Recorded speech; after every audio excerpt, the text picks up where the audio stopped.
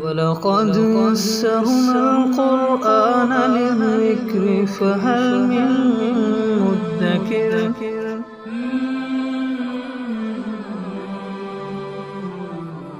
سورہ آل عمران آیت نمبر 52۔ اعوذ باللہ من الشیطان الرجیم، بسم اللہ الرحمن الرحیم۔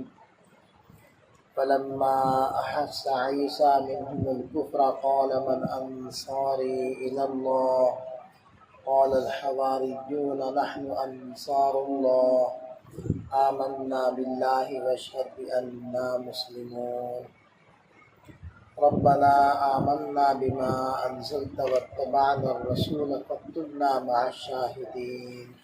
حضرت عیسیٰ علیہ السلام بنی اسرائیل کی طرف مبعوث ہوئے تھے اور انہوں نے دعوت دینا شروع کی۔ تو بنی اسرائیل کے اندر مسئلہ یہ تھا کہ کافی وقت گزر چکا تھا کہ کوئی نبی تشریف نہیں لائے تھے، تو جو اس میں اہل علم طبقہ تھا انہوں نے چودراہٹ سنبھالی ہوئی تھی اور دین کے اندر تحریف کا سلسلہ جاری تھا۔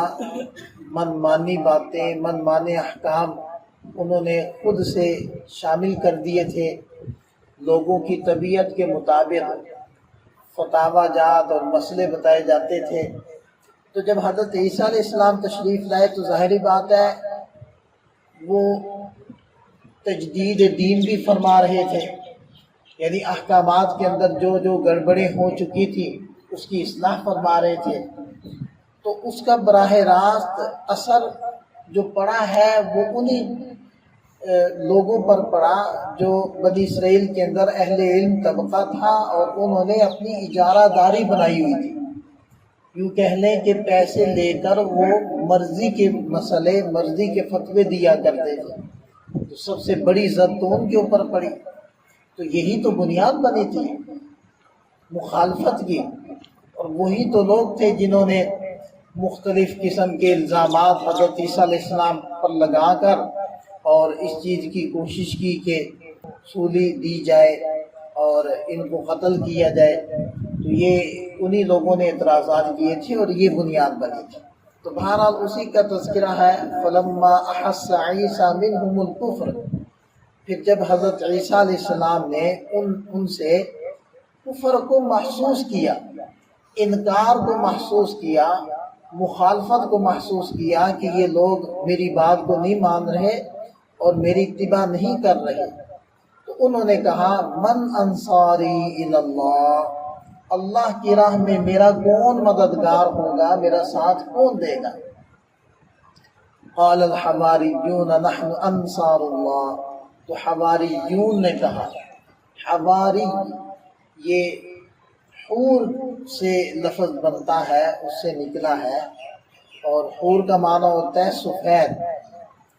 تو یہ وہ لوگ تھے، یہ وہ طبقہ تھا جنہوں نے اپنے باطن کو صاف کر لیا تھا باطل کی گندگیوں سے، کفر کی گندگیوں سے۔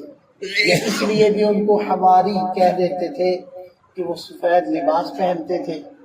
اور حواری کا ترجمہ مخلص دوست آپ کر لیں، یہ یوں کہہ لیں کہ جو صحابی کا مفہوم ہے وہی حواری کا مفہوم ہے، یعنی نبی پاک صلی اللہ علیہ وسلم کے ساتھیوں کو صحابی کہا جاتا ہے اور حضرت عیسیٰ علیہ السلام کے ساتھی کو حواری کہا جاتا ہے، اور حواریون اس کی جمع ہوگی۔ تو یہ حواریون مخلص دوست وہ کھڑے ہو گئے اور یہ ان کی تعداد 12 کی تھی۔ انہوں نے کہا کہ نحن انصار اللہ، ہم اللہ کے مددگار، اللہ کے دین کے مددگار، ہم آپ کا ساتھ دیں گے۔ آمنا باللہ، ہم اللہ پر ایمان لائے، واشہد بأننا مسلمون، اور آپ گواہ ہو جائیں اس بات پر کہ ہم تابعدار ہیں، ہم مطیع ہیں، ہم اللہ کی بات کو ماننے والے ہیں۔ ربنا آمنا بما انزلت واتبعنا الرسول، اے ہمارے رب ہم ایمان لائے ان احکام پر جو آپ نے اتارے، ہم نے رسول کی اتباع کی، فاکتبنا مع الشاہدین، اور اے اللہ ہمیں ان گواہوں میں سے لکھ دیجئے، گواہوں کے ساتھ ہمیں شمار کر لیجئے، ہم تیرے نبی کے گواہ ہیں، تیرے نبی کے مددگار ہیں اور تیرے دین کے مددگار ہیں۔ تو بہرحال یہ چھوٹا سا طبقہ تھا جنہوں نے ساتھ دیا، اور ایک بڑا طبقہ تھا جو مخالفت پر اتر آیا۔ اور اس زمانے میں رومیوں کا تسلط تھا، اور یہ جو علاقہ تھا فلسطین کا، یہ بھی رومیوں کے ماتحت تھا۔ اگرچہ مذہبی اعتبار سے بنی اسرائیل آزاد تو تھے، اور اپنے فیصلے ان لوگوں نے اپنے علماء اور اپنے اہل علم کے ذریعے سے ہی مذہبی مسائل کو حل کرنا تھا، لیکن ان کے اوپر جو حکمرانی تھی وہ عیسائیوں کی تھی، وہ رومیوں کی تھی، اور رومی بادشاہ ان کے اوپر موجود تھا۔ تو اس رومی بادشاہ کے سامنے جا کر ان لوگوں نے حضرت عیسیٰ علیہ السلام پر مختلف اعتراضات وہ رکھے اور مختلف الزامات وہ لگائے، اور بہرحال ان سے یہ فیصلہ کروا لیا کہ جی انہوں نے مذہب کی توہین کی ہے، تو لہذا ان کو قتل کیا جائے، سولی پر لٹکایا جائے۔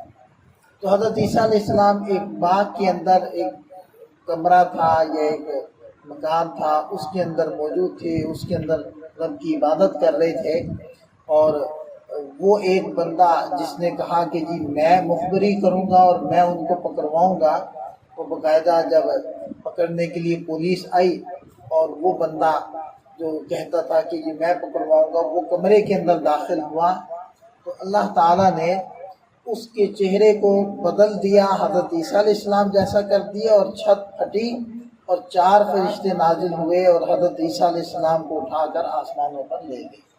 تو یہ ہے وَمَكَرُوا وَمَكَرَ اللَّهُ، ان لوگوں نے بھی خفیہ تدبیر کی، داؤ کیا، اور اللہ نے بھی خفیہ تدبیر کی۔ اب دیکھیں کہ مکر ایک ہے عربی کے اندر جو استعمال ہوتا ہے، عربی کے اندر داؤ کو، تدبیر کرنے کو، خفیہ تدبیر کرنے کو مکر کہتے ہیں۔ اگر وہ اچھے کام کے لیے استعمال ہوا ہے تو مکر اچھا ہوگا، اور اگر برے کام کے لیے استعمال ہوا ہے تو وہ مکر کے معنی بری تدبیر کے ہوں گے۔ لیکن اردو کے اندر مکر کا جو لفظ استعمال ہوتا ہے اردو محاوروں میں، وہ برے تدبیر کے لیے ہی استعمال ہوتا ہے۔ تو بعض دفعہ میں یہ کنفیوژن ہو جاتی ہے کہ دیکھیں اللہ تعالیٰ کی طرف مکر کی نسبت ہو رہی ہے تو یہ عربی والا مکر ہے، یہ اردو والا مکر نہیں ہے۔ تو ان لوگوں نے تدبیر کیا کی تھی کہ جی مخالفت کی، الزامات دھرے، اور وہ الزامات اپنے تئیں ثابت بھی کر دیے، اور فیصلہ کروا لیا کہ جی ہم ان کو قتل کریں گے، سولی پر لٹکائیں گے۔ یہ ان کی تدبیر تھی، وَمَكَرَ اللَّهُ، اور ایک اللہ کی تدبیر تھی۔ اور اللہ کی تدبیر یہ ہوئی کہ جو پکڑوانا چاہتا تھا اسی کا اپنا چہرہ وہ حضرت عیسیٰ علیہ السلام جیسا ہو گیا، اور طے یہ ہوا تھا کہ جب میں کہوں گا کہ اے استاد محترم، تو بس تم لوگوں نے فوری طور پر آ کر ان کو گرفتار کر لینا ہے۔ تو جب اس شخص نے یہ بات اندر کی، اور وہ تو یہ دیکھنا چاہتا تھا کہ جی کون ہے، کدھر ہے، تو بہرحال وہ جیسے ہی وہ پولیس ان کے جو ساتھ تھی یا باہر کھڑی تھی، انہوں نے یہ الفاظ سنے، وہ فوری سے اندر داخل ہوئے اور اسی کو پکڑ لیا، کیونکہ اس کا چہرہ حضرت عیسیٰ علیہ السلام جیسا ہو چکا تھا۔ اور وہ چیختا رہا، چلاتا رہا کہ میں تو تمہارا ساتھی ہوں اور میں تو فلاں ہوں۔ بہرحال انہوں نے ایک نہ سنی اور اسی کو لٹکا دیا۔ واللہ خیر الماکرین، اور اللہ تعالیٰ بہترین تدبیر کرنے والے ہیں۔ اللہ تعالیٰ اپنے ذات و صفات کا یقین ہمیں نصیب فرمائے۔